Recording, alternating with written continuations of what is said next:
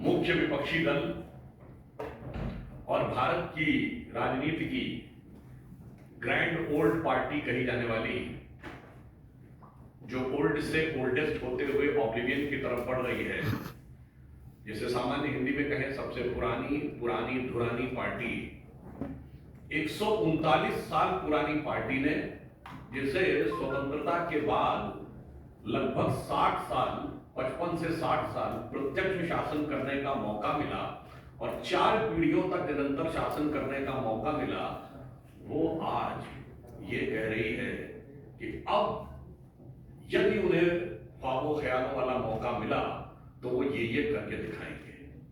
मतलब एक कहावत होती है, आग को चाहिए कि उम्र असर होने तक, यहां तो 4 पीढ़ी निकल गई, 4 उम्र गुजर गई और अब वो कह रहे हैं कि साहब अब वो कमाल करके दिखा देंगे। परंतु मैं ये बताना चाहता हूं कि जितनी भी बातें उन्होंने कहने का प्रयास किया, तो मैं 2-3 तथ्य आपके सामने रख देता हूं। जो उनके विद्वान लोगों ने कहने का प्रयास किया है, वास्तविकता यह है कि अगर आज महंगाई की दर और बेरोजगारी की दर देखें तो 5% के आसपास महंगाई की दर और 3.1% के आसपास बेरोजगारी की दर है। मैं कांग्रेस के लोगों को ध्यान दिलाना चाहता हूं, पिछले 50 साल, in the last 50 years, the years which are having the lowest rate of inflation, 2017 3.33, 2019 3.73, 2004 3.77, 2001 3.78, 2003 3.81, 2018 3.94, 2004 2005 4.2% और इस समय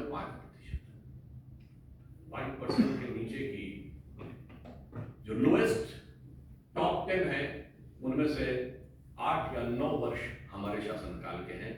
यह हकीकत है। अब यदि आपसे पूछा जाए कि हाईएस्ट ग्रोथ रेट के जो टॉप 10 हैं ईयर्स, उसमें वर्तमान समय में हम G7 कंट्रीज में, G20 कंट्रीज में हाईएस्ट ग्रोथ रेट के साथ हैं।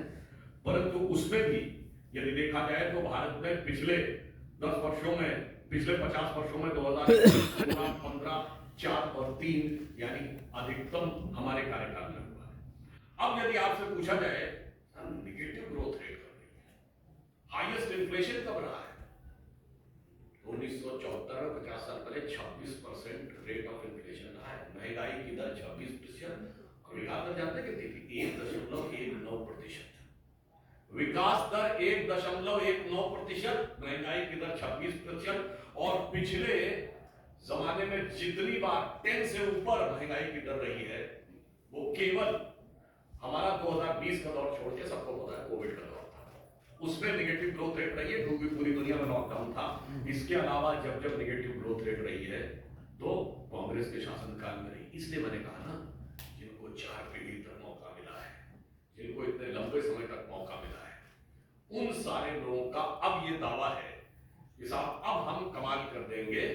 और फिर देखिए कितनी मजेदार बात वो लोग कहते हैं और कैसी कैसी चीजें करने का प्रयास करते हैं। अब देखिए साहब, आपने कांग्रेस के मैनिफेस्टो में देखा होगा, ये वाटर मैनेजमेंट के ऊपर ये फोटो है। देखिए इसको जाके आप चेक कर लीजिएगा, ये न्यूयॉर्क की बफेलो रिवर की है। अब देखिए,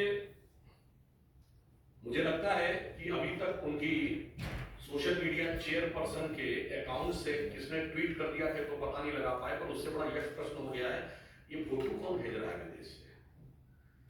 मतलब ऑन द लाइटर नोट में कहना चाहूंगा, बफेलो शब्द को हिंदी में भैंस कहते हैं, हिंदी में कहावत होती है अगर बढ़िया भैंस। तो मुझे लगता है उतनी अकल भी किसी ने प्रयोग नहीं की है इनको करने के लिए। अब आइए साहब, इन्वायरमेंटल क्लीनिनेस के ऊपर ये फोटो है और ये जानते कहां की है? The most favoured and sort of destination of chill युवा of Indian politics, Rahul Gandhi ji का थाईलैंड के। अब आप ये समझिए, महत्वपूर्ण बात ये, इसका अर्थ ये हुआ कि अभी तक तो वो कहती थी कि उनके अकाउंट्स कौन कौन हैंडल करता है पता नहीं लगता, कौन आके कर देता है। भाई ये तो मैनिफेस्टो में कौन कौन कर रहा है ये तो पता लगना चाहिए। फिर आपको ये भी क्या, आज उनके अध्यक्ष आदरणीय खड़गे जी ने कहा कि जब कांग्रेस को हाथ में सत्ता मिली थी तो एक सुई भी नहीं बनती थी देश में, ये बोला था ना आप। और ये तो उनका बड़ा चिर परिचित डायलॉग रहा है और हमने रॉकेट बना दिया। वैसे पहली बार इंटरमीडिएट रेंज बैलिस्टिक मिसाइल तो हमारे जमाने में बनी है ब्रह्मोस, पर कोई बात नहीं, रॉकेट बनता था। कहीं बताइए 47 में सुई नहीं बनती थी। आपको पता है भारत का पहला पावर प्रोजेक्ट शिव समुद्रम पावर प्रोजेक्ट 1902 में मैसूर में शुरू हो गया था, मगर सुई नहीं बनती थी। Indian institute of sciences Bangalore 1916 बन गया था, सुई नहीं बनती थी। पहला डैम विश्वेश्वरैया जी ने मैसूर में बना दिया था आजादी से पहले, भारत में कुछ होता थोड़ी था। मिंटो आई हॉस्पिटल बन गया था बेंगलोर में, भारत का पहला नहीं दुनिया का पहला। इससे पहले हॉस्पिटल्स में आई डिपार्टमेंट होता था, मगर आई हॉस्पिटल पहला बना था, कुछ होता थोड़ी था भारत में। अच्छा ये बताइए सीवी रमन को नोबेल प्राइज मिल गया था 1930 में, मगर सारे पढ़ने के संस्थान तो नेहरू जी ने खोले थे। नेहरू जी के बनने से पहले से आइंस्टीन की थ्योरी में कहते हैं ना कि वो पोस्ट में जाके शायद वो बैक उसमें जाकर उन्होंने बना दिया था। दूसरी बात वो सब डॉक्टर इंजीनियर तो सब आजादी के बाद नेहरू जी की कृपा से बनने शुरू हुए। और डॉक्टर द्वारकानाथ कोटनीस का आपने नाम सुना होगा, वो चाइना और जापान की वॉर में मदद करने के लिए 1930-32 में डॉक्टरों का प्रतिनिधिमंडल लेके गए थे। और हमारे विचार परिवार के संघ के संस्थापक डॉक्टर केशव राव बलिराम हेडगेवार डॉक्टरी पढ़ लिए थे 1920 में। मैं सिर्फ ये यथार्थ बनाना चाहता हूँ, भारत की वायुसेना 1932 में बनी, मैंने सिर्फ ये बताने का प्रयास किया है। बहुत सारी चीजें उनको लीगेसी में मिली, यथार्थ क्या था ये बताना चाहता हूँ। ये बताइए एयरलाइंस कब बनी थी, टाटा की एयरलाइंस। परंतु यही हम आपसे साफ बताना चाहते हैं कि जो हकीकत है और जो झूठ है उसका अंतर बहुत साफ है। तो कांग्रेस ने तब तक लोगों को भ्रमित करने में सफलता हासिल की जब तक मीडिया स्वतंत्र नहीं था, साक्षरता की दर कम थी, संचार के साधन बहुत प्रबल नहीं थे। मैं पुनः एक बात कहना चाहता हूं, जब भारत की साक्षरता दर 50% क्रॉस की है तब पहली बार हमारी सरकार बनी है 1998 में। जब 60% पार की है तो मोदी जी के नेतृत्व में हमारी स्पष्ट बहुमत की सरकार बनी है। अब 75% पार कर रही है तो हम भी 400 पार जाने की तरफ आगे बढ़ रहे हैं, क्योंकि अब झूठ का मुलम्मा चढ़ाना पॉसिबल नहीं होता है। अब मैं इस पे दूसरा बिंदु बताना चाहता हूं, आपको ध्यान हो, खड़गे जी ने कहा कि हम 1 लाख रुपए देंगे सब महिलाओं को। ऐसी जानकारी लगी है हमें कि शायद उस पर वांछित प्रतिक्रिया नहीं मिली, तो ये बोलना पड़ेगा ताली बजाएंगे। क्योंकि इससे पहले भी 2019 के चुनाव में राहुल गांधी जी ने कहा था 72,000 रुपए देंगे सबको। अपने शासित कितने राज्यों में दे दिए थे, 3 में तो अभी सरकार है, और छत्तीसगढ़ और राजस्थान में अभी सरकार गई है 4 महीने पहले, तो कितने दे दिए थे। ये अंतर है जिसे कहते हैं पर उपदेश कुशल होते हैं। इसलिए इस मैनिफेस्टो को देखकर सिर्फ एक ही बात कही जा सकती है, जो मैंने उदाहरण दिया कि लोग शायद प्रतिक्रिया करने को तैयार नहीं थे, उनसे आह्वान करना पड़ा कि भाई ताली तो बजाइए। जिसे एक पंक्ति में कहा जाता है कि वो पैरवी तो झूठ की करता चला गया, वो पैरवी तो झूठ की करता चला गया, बस उसका चेहरा उतरता चला गया। तो आज ये तथाकथित न्याय, देखिए कितनी मजेदार बात है, इन्होंने अपने घोषणा पत्र का नाम रखा है न्याय पत्र। मतलब 55 साल तो अन्याय किए हैं मान लिए। मतलब कोई नई नवेली पार्टी होती, अजब अलबेली पार्टी, जो इस समय भारत की राजनीति की सबसे नई पार्टी है, जिसके आगे वो पुरानी धुरानी और नई नवेली दोनों मिलकर एक हो गए हैं, वो एक बार कहती तो समझ में आता था। आपका इतना बड़ा बैगेज और ये आप कहने का प्रयास कर रहे हैं, इसलिए मैं गंभीरता से कहना चाहता हूं, जिन्होंने भारत की युवाओं की क्षमता के साथ न्याय नहीं किया, जिन्होंने भारत की आर्थिक क्षमता के साथ न्याय नहीं किया, जिन्होंने भारत की औद्योगिक क्षमता के साथ न्याय नहीं किया, जिन्होंने भारत की सैन्य क्षमता के साथ न्याय नहीं किया, जिन्होंने भारत की सुरक्षा के साथ न्याय नहीं किया, वो न्याय ये था कि हमारी फौजें मैदान में जीत के आती थी और राजनीति के टेबल पर सब कुछ लुटा के सरकारें चली आती थी। जैसे हम उस जमाने में एक नारा कहते थे कि फौज न हारी, कौम न हारी, हार गई सरकार हमारी। हमारे सैनिकों ने बलिदान देकर जो जो इलाके कब्जे में किए, और इनकी विदेश नीति क्या रही कि पंजाब गया, कश्मीर गया, आधा आधा चला गया, और चला बंगाल गया, और चीन के हाथों मानसरोवर का हवा ऊंचा भाल गया। इसलिए जिन्होंने भारत की सांस्कृतिक गौरव के साथ कभी न्याय नहीं किया, जिन्होंने भारत की सामाजिक समरसता के साथ न्याय नहीं किया, जिन्होंने भारत की योग्यता के साथ कभी न्याय नहीं किया, वो जब भेष बदल कर आकर आज ये कहने का प्रयास करते हैं तो भारत की जनता पूरी तरीके से आश्वस्त है। और मजे की बात, विदेशी फोटो लगाते हैं। अब विदेशी प्रभाव जो है वो कांग्रेस के ऊपर कितना गहरा हो गया है। और यहां मैं पुनः ये पूछना चाहता हूं कि चूंकि वो अभी तक ये बता नहीं पाते हैं कि उनके अकाउंट्स कौन डील करता है और ये फोटोएं कहां से आती हैं, इसमें विषय ये नहीं है कि फोटो गलत लग गई है, विषय ये है कि फोटो विदेश की लग गई है। ये गंभीरता की बात है। यानी अभी तक वो विदेश में जाकर भारत के विरुद्ध अपशब्दों का प्रयोग तो करते थे, मोदी जी से लड़ने के लिए विदेश में जाके गुहार तो लगाते थे, अब विदेश से उधार लाकर फोटो भी लगाने लगे हैं। मुझे लगता है ये अपने आप में और गंभीर प्रश्न खड़ा करता है। इसलिए हम स्पष्ट रूप से कहना चाहते हैं कि एक तरफ है हमारे प्रधानमंत्री श्री नरेंद्र मोदी जी के जांचे परखे खरे नेतृत्व में एकजुटता, श्रेष्ठता के साथ हर गरीब को न्याय देता हुआ, विकास के नए पथ पर ले जाता हुआ, सुरक्षा को सुदृढ़ करता हुआ और राष्ट्र के गौरव को बढ़ाने वाला एनडीए गठबंधन, और दूसरी तरफ आपसी अंतर विरोधों से भरा हुआ, एक दूसरे के प्रति अविश्वास से भरा हुआ, केवल निजी स्वार्थ के आधार के ऊपर एक दूसरे को मात देने की भाव से आकर खड़े हुए, अपने अपने परिवार और भ्रष्टाचार को उठाने के लिए खड़े हुए भ्रम से भरा हुआ एक गठबंधन। तो ये भ्रम का, झूठों का पुलिंदा और दूसरी तरफ भरोसे की गारंटी। तो मोदी की गारंटी जो भरोसे की गारंटी है और भ्रम का पुलिंदा जो उनके बयान से लेके और फोटो तक दिखाई पड़ रहा है। देश की जनता, विवेकपूर्ण जनता इसके ऊपर सम्यक विचार करेगी। और मैं ये कहना चाहता हूं, जो कांग्रेस की फितरत रही है, आदत रही है, शरारत रही है, उसी के अनुरूप उन्होंने एक बार फिर भ्रम पैदा करने के लिए ही इस प्रकार का मैनिफेस्टो दिया है, जिसमें से एक भी चीज न उन्होंने केंद्र में रहते हुए कभी पूरी की, न राज्य सरकारों में रहते हुए पूरी की। धन्यवाद।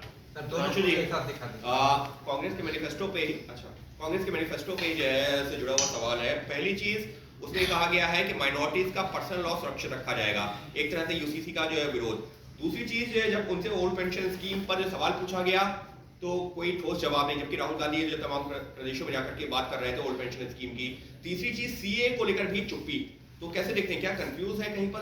नहीं, बिल्कुल। जो आपने पहले कहा कि पर्सनल लॉ सुरक्षित रखा जाएगा, तो सुरक्षित नहीं, साके ऊपर रखा जाएगा। क्योंकि मैं पुनः एक बात पहले भी कह चुका हूं, दोबारा कहना चाहता हूं, दुनिया में एक सेकुलर देश बताइए जिसमें सुप्रीम कोर्ट और शरिया में मतभेद हो जाए तो देश की संसद सुप्रीम कोर्ट के जजमेंट को रौंद कर पार्लियामेंट में शरिया को सर्वोच्च न्यायालय से ऊपर कर दे। शाहबानो केस 1985, स्वर्गीय राजीव गांधी प्रधानमंत्री थे और 400 की प्रचंड मेजॉरिटी थी, यानी राहुल गांधी जी के स्वर्गीय पिताजी के समय में। तो वो ये करके दिखाएंगे, वो समानता की बात नहीं करते, वो सीधे सर पे रखने की बात करते हैं। दूसरा बिंदु आपका क्या था? ओपीएस, उसको कंफ्यूज है। यही तो मैं कहना चाहता हूं कि उनकी स्थिति कुछ ऐसी हो गई, कहा भी ना जाए, चुप रहा भी ना जाए। तो मुझे लगता है मगर देश की जनता को भली भांति समझ में आए। अगला तीसरा जो है सीए को लेकर भी जो चुप्पी है। हाँ, सीए को लेकर मैं अवश्य बताना चाहता हूं। देखिए, मैं आप सभी प्रबुद्ध लोगों को और जो करोड़ों दर्शक देख रहे हैं उनको बताना चाहता हूं, सीए को लेकर 2003 में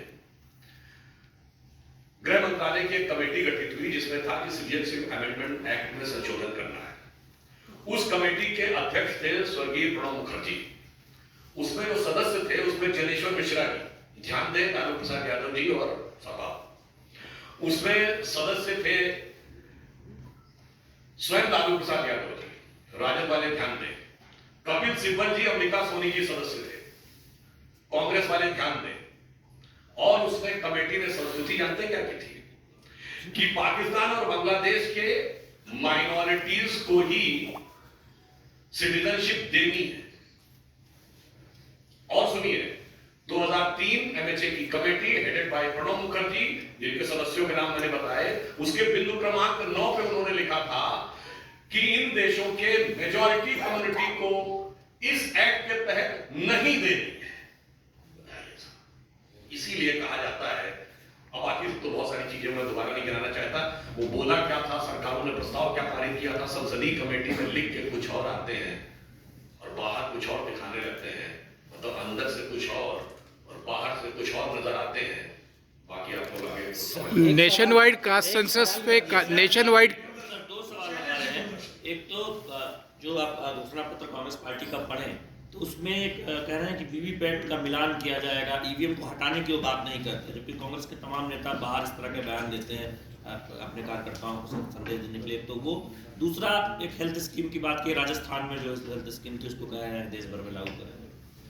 वैसे जहां तक चुनावी प्रक्रिया की बात है तो भारतीय संविधान के अनुसार उस प्रक्रिया के संचालन के बारे में निर्णय लेने का अधिकार चुनाव आयोग को होता है। तो राजनीतिक दलों को उसके ऊपर टिप्पा टिप्पणी करने से बचना चाहिए, और जब चुनाव आयोग ने आमंत्रित करता है सुझाव देने के लिए तभी सुझाव देना चाहिए। इसके अलावा यदि आप सुझाव देते हैं तो साफ समझ में आता है कि आपका उद्देश्य राजनीति करना है। और वैसे मैं एक और बात पूछना चाहता हूँ, यदि उनको इस बात पे आपत्ति है तो बड़ा देखिए कितना मजेदार बात वो बताते हैं।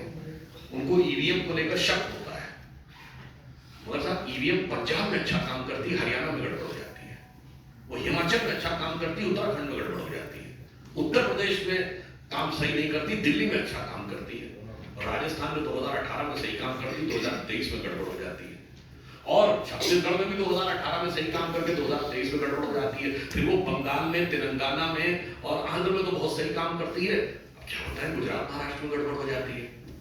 तो मुझे लगता है देश की जनता को यदि वो ये बताना चाहते हैं तो शायद इसीलिए उनको वो संज्ञा दी गई थी, जिस कारण जो अब औपचारिक रूप से बोलना उचित नहीं है, इशारों को अगर समझो राज को राज रहने दो। सुधांशु जी, फ्रीबीज की बहुत बात की गई है, फ्री लोन्स, एजुकेशन लोन, और इसके अलावा जो रिजर्वेशन कैप है 50% का, उसे भी हटाने के वादे किए। मुझे लगता है मैं पुनः कहना चाहता हूँ इस विषय के ऊपर, मैंने कहा 4 पीढ़ियों से जो उनका स्टैंड रहा है। काका कालेलकर कमीशन की रिपोर्ट नेहरू जी के समय बनी 1953, रिपोर्ट आई 1955, कांग्रेस आई 77 तक, 22 साल शांति। मंडल कमीशन की रिपोर्ट बनी, गठित हुआ 1978, रिपोर्ट आई 1980 तक इंदिरा जी आ गई, 9 साल शांति।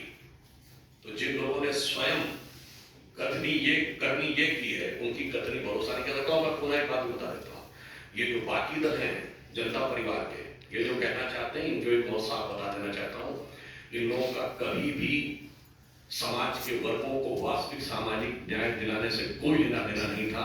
ये सब कुछ इनकी सिर्फ राजनीति से गवर्न था। मैं दर्शकों को याद दिलाना चाहता हूँ, आज की पीढ़ी जाकर चेक कर ले, मंडल कमीशन की रिपोर्ट लागू हुई 7 अगस्त 1990, नवंबर 1989 में वीपी सिंह प्राइम मिनिस्टर बन गए थे, 11 महीने नहीं हुई, और आप बड़ा लॉजिकली सोचिए 8 दिन बाद 15 अगस्त था और उनका पहला 15 अगस्त था। 15 अगस्त को घोषणा क्यों नहीं की? इस पे किताबें उपलब्ध हैं।